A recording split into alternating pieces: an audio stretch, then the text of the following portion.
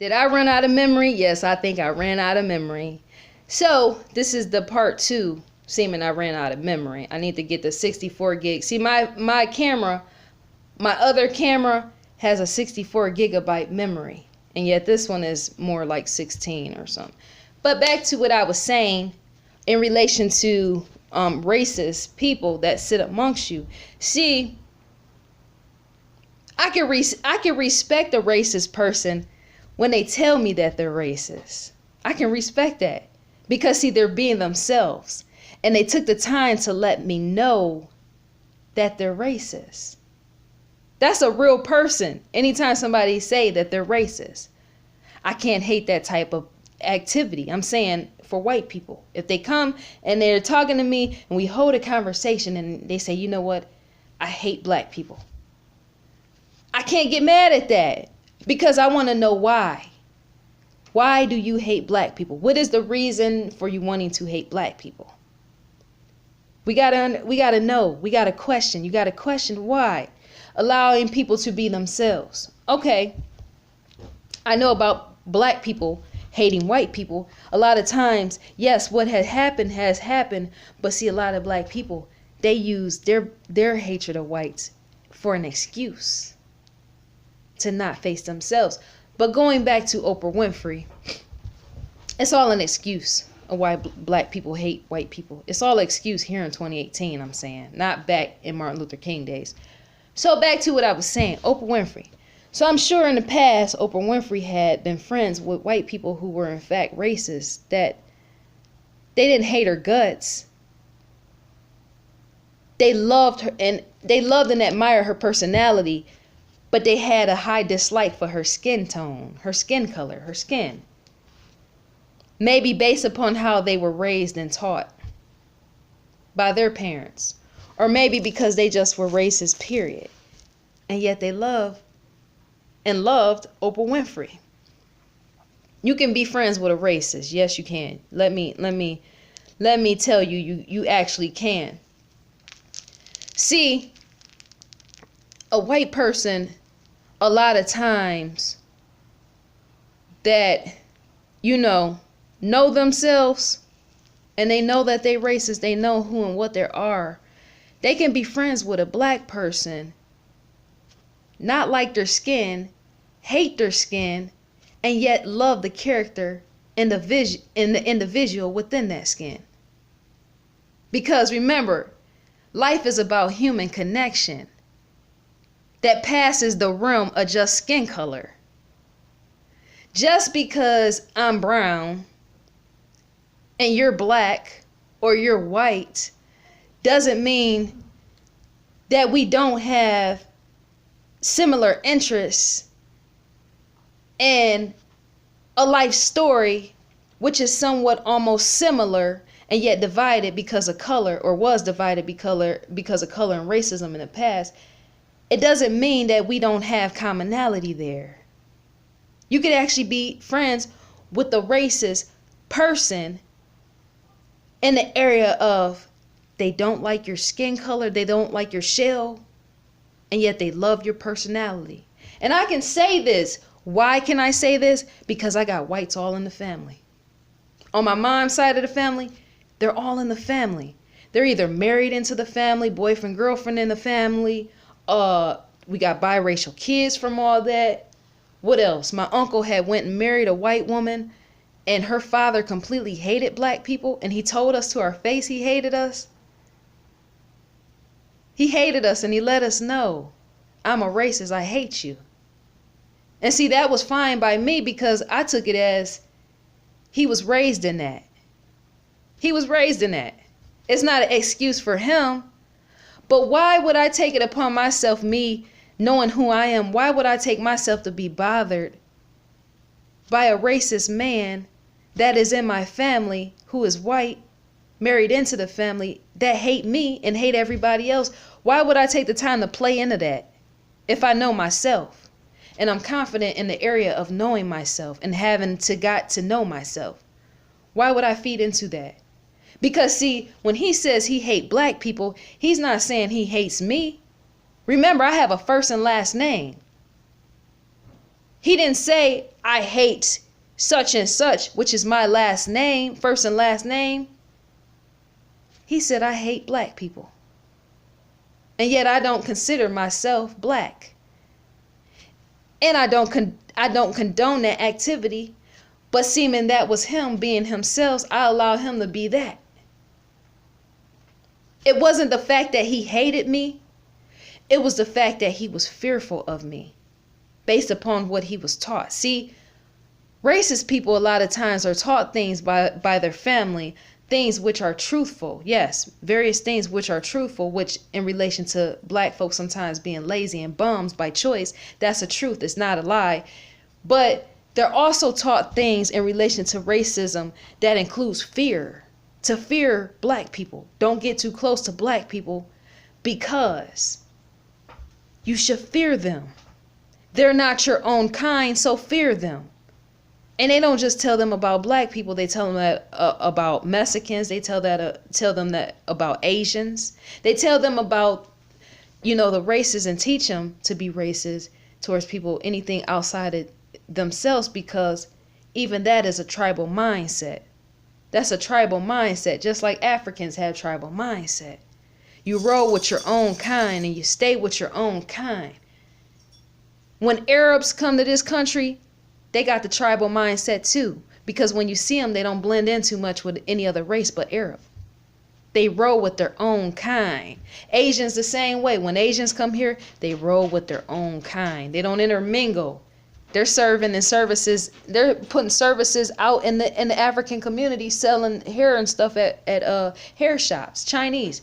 Yet they don't intermingle with black folks. It ain't completely because they don't want to be bothered with you or they hate your guts based off of what they seen on TV. It's the fact that they roll with their own kind. And so for these racist white people, a lot of them are the same way. They roll with their own kind. And even black people roll with their own kind. All that mindset goes back to tribal groupthink. It's called groupthink, where you roll with your own kind and you don't allow outsiders in. That's not a race thing.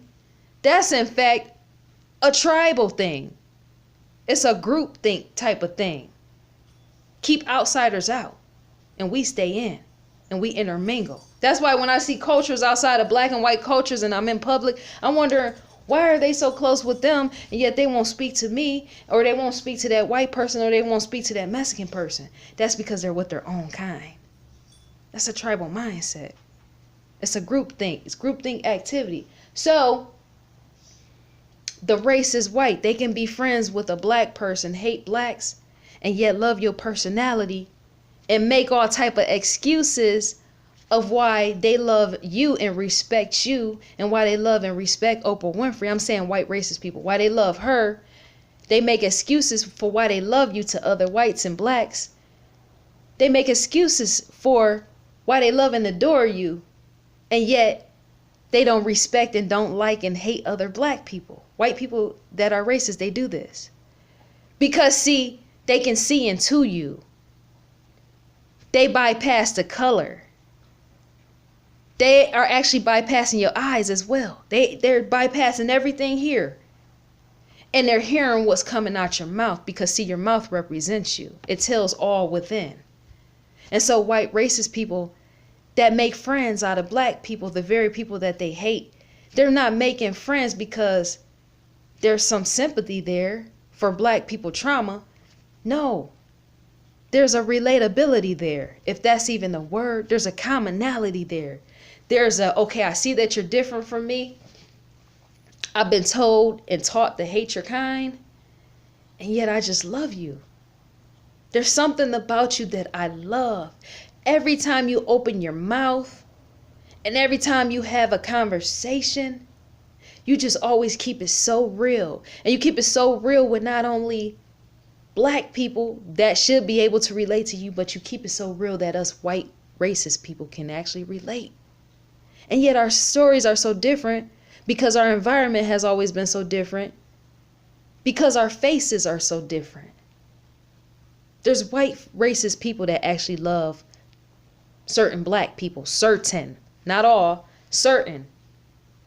They go for more of the black intellectual because there's a connection there and it's education.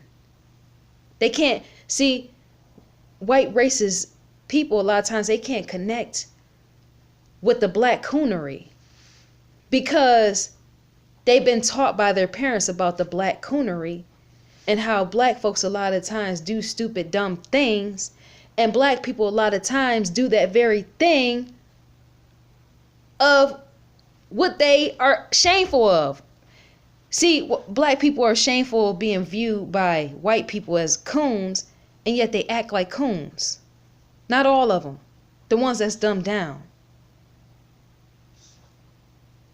And so when it goes back to the conversation of Oprah Winfrey being friends with people, or have been friends with people who were in fact racist people, a lot of times it wasn't because she wanted to be friends with them. It was because they were drawn to her. See, Oprah has an aura that draws you to her. And it's not her skin. I probably would have never just been drawn to Oprah because she looks like me. It's her mouth. It's how she say and represents things in relation to the world of not just one race of people, but of all things in the area of that problem solving, psychology, once again, and fixing issues. And making yourself want to be completely better and evolved. So the white folks who are racist as well, on top of the other white folks who are not, they're drawn to her. I can't even say the word. Magnetism. Like a magnet that draws you in. Oprah has a tendency to even draw white people who are racist. And at night, those racist people go home and they question themselves because they're like, how could I actually hate black people, all black people, and yet this woman, black woman of her caliber and status being Oprah Winfrey, how could I hate black people and yet love her? How could I do that?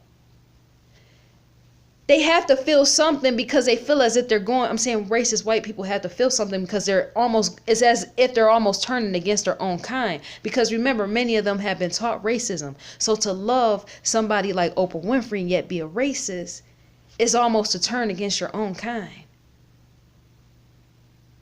To check in with your own interests, which is what Oprah Winfrey is delivering to you, your own interests.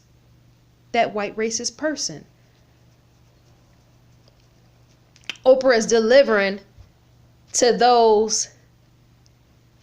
She's delivering to those. But she's not delivering to just those. She's delivering to everybody who wants to hear her.